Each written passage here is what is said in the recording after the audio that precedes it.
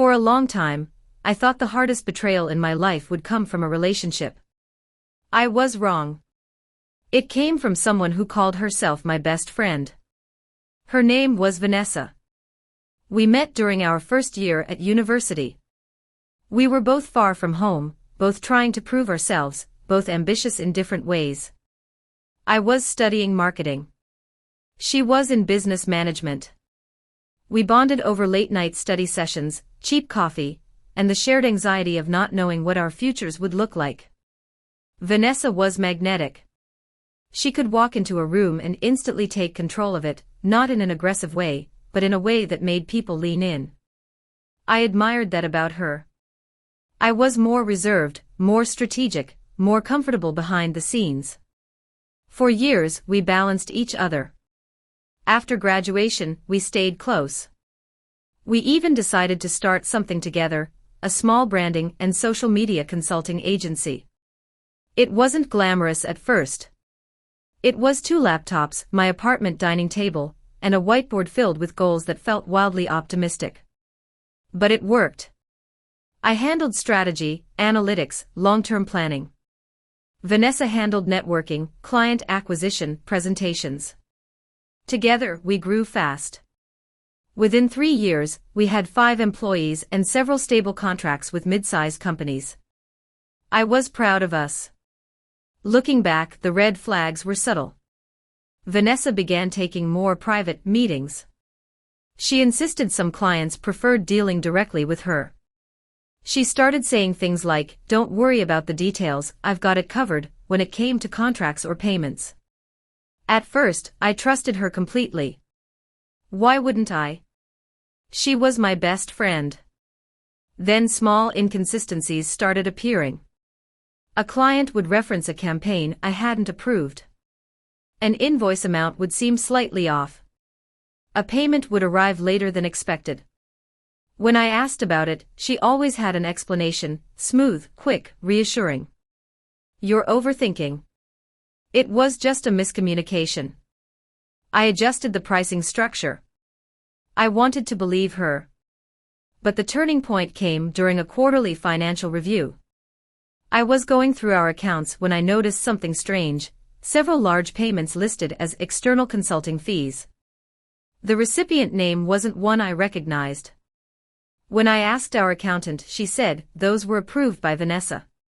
She said you were aware. I wasn't. That night, I couldn't sleep.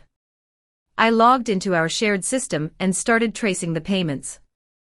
They had been going out monthly for almost 8 months. The total amount made my stomach drop. It wasn't a minor oversight. It was significant.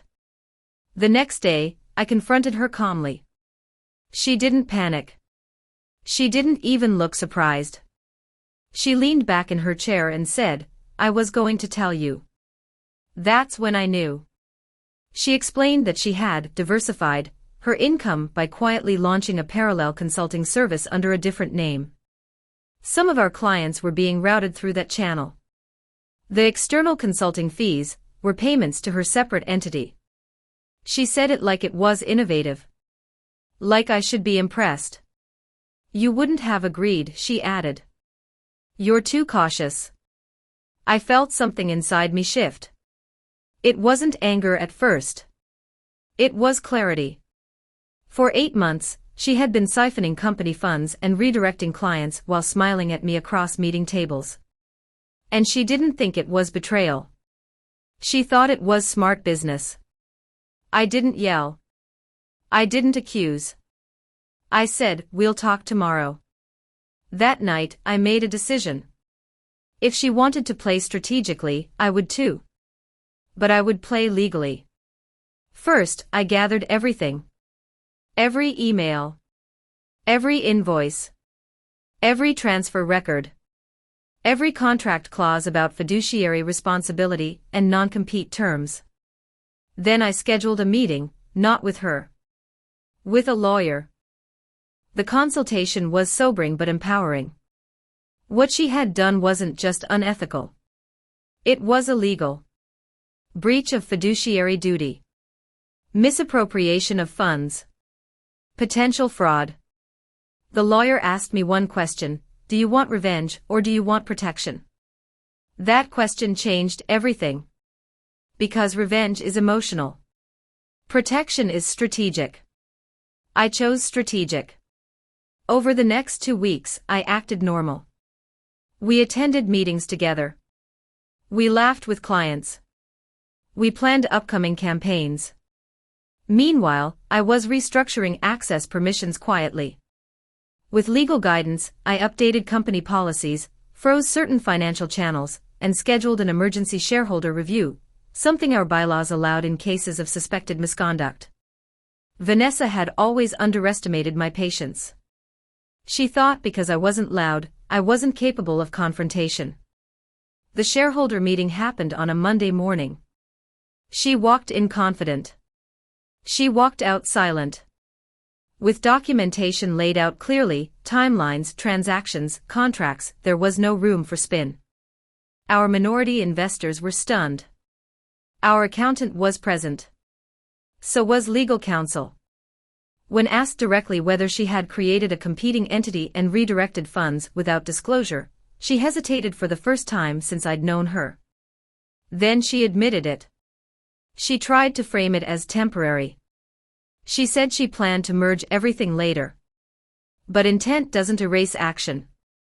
The board voted unanimously to remove her from operational control pending formal legal proceedings. She lost access to company accounts that day. But that wasn't the part that felt like justice. The real turning point came later. You see, reputation in our industry is everything. Vanessa had built her image on integrity and empowerment. She spoke at small conferences about women in business. She posted about transparency and leadership. Once legal proceedings became formal, certain disclosures were unavoidable. Word spread. Not through gossip. Through official documentation. Clients who had been redirected discovered they had unknowingly signed contracts with a separate entity while believing they were working with our original firm. They were not pleased. Within months, her parallel consulting brand collapsed. Ongoing legal negotiations resulted in a settlement that required her to repay a substantial portion of misdirected funds and sign a non-compete agreement. She tried to contact me privately once. Her message said, "I can't believe you destroyed everything we built." I stared at that sentence for a long time. Then I realized something important. I hadn't destroyed it. She had. I had simply refused to protect the lie. The aftermath wasn't glamorous. Legal processes are slow and exhausting. There were tense weeks. Difficult conversations with employees. Rebuilding trust with clients. But here's what surprised me most. Our company stabilized. Some clients left but most stayed because we were transparent. We addressed what happened directly. We implemented stricter oversight systems. And for the first time, I felt fully in control of my own business. The final piece of closure came almost a year later. I was invited to speak at a regional entrepreneurship event. Ironically, it was one Vanessa had once hoped to headline. My topic wasn't revenge. It was governance. Boundaries in partnerships. The importance of contracts. Why friendship is not a substitute for accountability. After my talk, a young woman approached me. She said she was about to start a business with her best friend and had been avoiding conversations about ownership percentages because it felt awkward. She said, "After hearing you, I'm going to have that conversation." That moment meant more to me than any legal victory.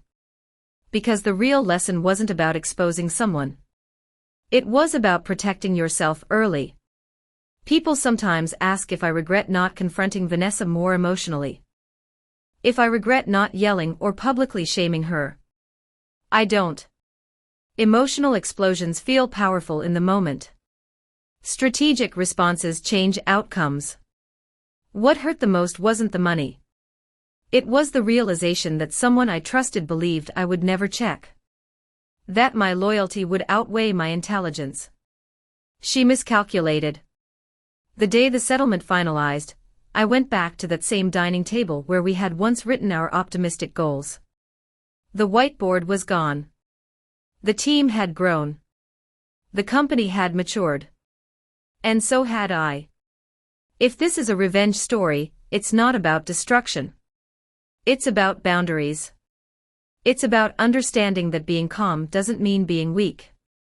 And it's about recognizing that sometimes the strongest response isn't loud at all. It's documented, signed, and legally enforceable. Vanessa wanted control without transparency. She wanted ambition without accountability. In the end, she lost both. And I kept the company. That was enough.